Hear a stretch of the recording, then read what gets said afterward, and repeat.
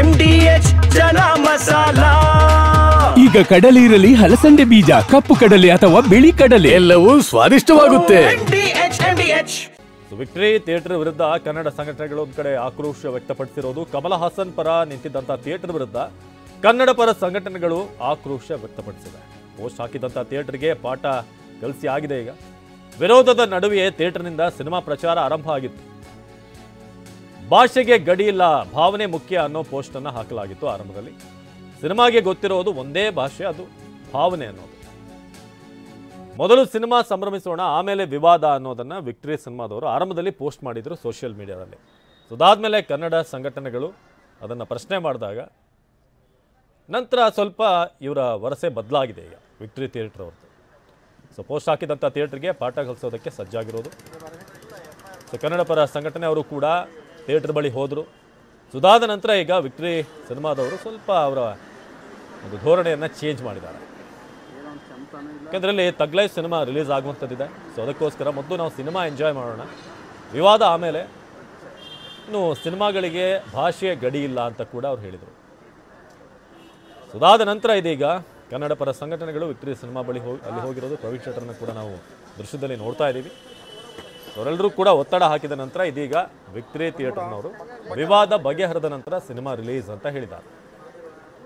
ಕಮಲ್ ಹಾಸನ್ ಪರ ನಿಂತಿದ್ದಂಥ ಥಿಯೇಟರ್ ವಿರುದ್ಧ ಆಕ್ರೋಶ ವ್ಯಕ್ತವಾಗಿತ್ತು. ಜೊತೆಗೆ ಅವರು ಈ ವಾಣಿಜ್ಯ ಮಂಡಳಿ ಅದರ ಸದಸ್ಯರು ಕೂಡ ಹೌದು ಅಂತ ಹೇಳ್ತಾ ಇದ್ರು, ಮಾಲೀಕರು. ಅದನ್ನು ಕನ್ನಡ ಪರ ಸಂಘಟನೆಯವರು ಕೂಡ ಈಗ ಅವರ ತಿಳಿದು ಹೇಳಿ ಆರಂಭದಲ್ಲಿ ಏನೆಲ್ಲ ಪೋಸ್ಟ್ಗಳನ್ನು ಹಾಕಿದ್ರು, ಇದೀಗ ಅದನ್ನು ಬದಲಾಯಿಸಲಾಗಿದೆ. ಇನ್ನು ಕಮಲ್ ಹಾಸನ್ ವಿರುದ್ಧ ಬಳ್ಳಾರಿಯಲ್ಲೂ ಕೂಡ ಬಳ್ಳಾರಿಯಲ್ಲಿ ಕಮಲ್ ಹಾಸನ್ ಭಾವಚಿತ್ರವನ್ನ ಅದಕ್ಕೆ ಬೆಂಕಿ ಹಚ್ಚಿ ಆಕ್ರೋಶ ವ್ಯಕ್ತಪಡಿಸಲಾಗ್ತಾ ಇದೆ. ನಟ ಶಿವಣ್ಣ ಹಾಗೂ ರಮ್ಯಾ ವಿರುದ್ಧವೂ ಕೂಡ ಅಸಮಾಧಾನ ತೋಡ್ಕೊಂಡಿದ್ದಾರೆ. ಚಾಮರಾಜನಗರದಲ್ಲೂ ಕೂಡ ತಮಿಳು ನಟನ ವಿರುದ್ಧ ಪ್ರತಿಭಟನೆ ಆಗ್ತಾ ಇದೆ. ನಿಮಗೆ ನೋಡ್ತಾ ಇದ್ದೀರಾ, ಫೋಟೋಗೆ ಚಪ್ಪಲಿಯಲ್ಲಿ ಹೊಡೆಯೋ ಮೂಲಕ, ಕಾಲಿನಿಂದ ತುಳಿಯೋ ಮೂಲಕ ಆಕ್ರೋಶ ವ್ಯಕ್ತವಾಗ್ತಾ ಇದೆ.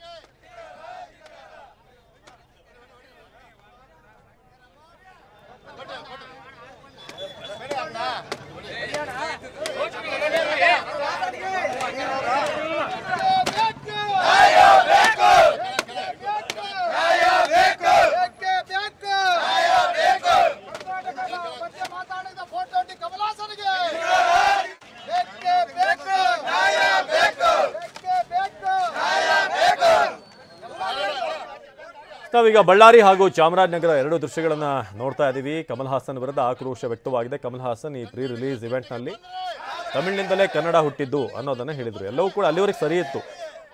ಅಣ್ಣವರ ಕುಟುಂಬ ಹೊಗಳಿದ್ದಿರ್ಬೋದು, ಶಿವಣ್ಣನ ಬಗ್ಗೆ ಹೇಳಿದ್ದೆಲ್ಲ ಸರಿ ಇತ್ತು. ಕೊನೆಯದಾಗಿ ಒಂದು ವರ್ಡನ್ನು, ಲೈನನ್ನು ಯೂಸ್ ಮಾಡ್ತಾರೆ, ತಮಿಳಿನಿಂದಲೇ ಹುಟ್ಟಿದ್ದಲ್ವ ನಿಮ್ಮ ಕನ್ನಡ ಅನ್ನೋ ರೀತಿಯಾಗಿ ಹೇಳ್ತಾರೆ. ಇದು ಈಗ ಆಕ್ರೋಶದ ಕಟ್ಟೆ ಹೊಡೆಯೋ ಹಾಗೆ ಮಾಡಿದೆ. ಅದಾದಮೇಲೆ ಓಕೆ, ಸ್ಟೇಟ್ಮೆಂಟ್ ಕೊಟ್ಟರು, ಅದಕ್ಕೇನೋ ಪಶ್ಚಾತ್ತಾಪ ಆಗಿ ನಾನು ಹೇಳಿದ್ದು ಸರಿ ಇಲ್ಲ, ಏನೋ ಆ ಟೈಮಲ್ಲಿ ಹೇಳಿದೆ, ಫ್ಲೋಲ್ಲಿ ಹೇಳಿದೆ ಅಂತ ಹೇಳಿದರೆ ಸಾರಿ ಕೇಳಿದರೆ ಆಗಿರೋದು. ಬಟ್ ಅದನ್ನು ಮತ್ತೆ ಕಮಲ್ ಹಾಸನ್ ನಾನು ಕ್ಷಮೆ ಕೇಳುವಂಥ ಪ್ರಶ್ನೆ ಇಲ್ಲ ಅಂತ ಎರಡೆರಡು ಬಾರಿ ರಿಪೀಟ್ ಮಾಡಿರೋದಿದೆಯಲ್ಲ, ಇದು ಕನ್ನಡಿಗರನ್ನು ಇನ್ನಷ್ಟು ಆಕ್ರೋಶಕ್ಕೆ ಕಾರಣ ಮಾಡಿದೆ.